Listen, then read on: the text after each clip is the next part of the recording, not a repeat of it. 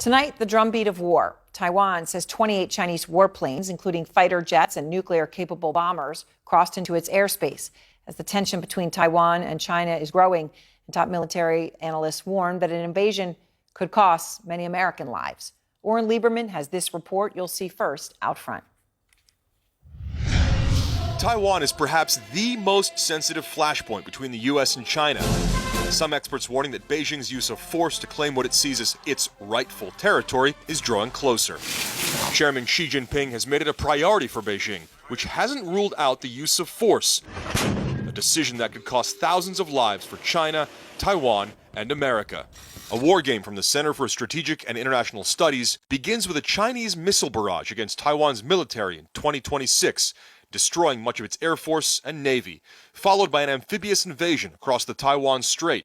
Taiwanese forces fight back using advanced U.S. weaponry, Patriot missiles for air defense, anti-ship missiles and torpedoes for sea defense, and its ground forces to defend the beachheads. Whatever the Taiwanese are going to fight the war with, they have to have that when the war begins. In every scenario, China landed forces on Taiwan, but only in the most pessimistic cases does Beijing avoid defeat. But victory for the U.S. and Taiwan comes at a great cost.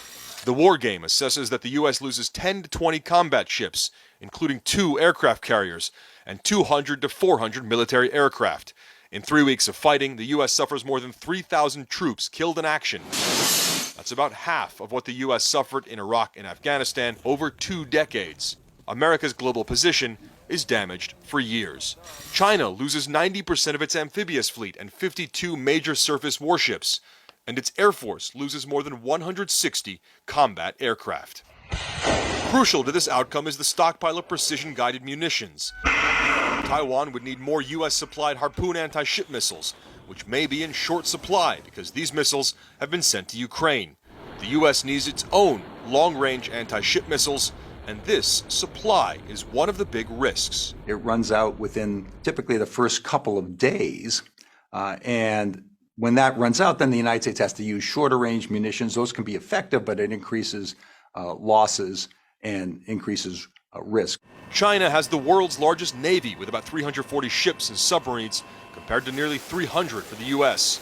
China's army has 1 million active duty service members, and it's the 3rd largest air force in the world. The top U.S. general says the key to avoiding conflict is deterrence. As long as we remain number one, then we will deter the war that people worry about, a great power war between China and the United States. Crucially, this war game does not ask the question of what would happen to make China decide to use military force to invade Taiwan. That remains an open question, especially given the united reaction of the West to Russia's invasion of Ukraine, which has crippled Russia's economy. Would China run the same risk, or would it use its industrial and economic power to control Taiwan instead of its military? And that, Aaron, is a critical question.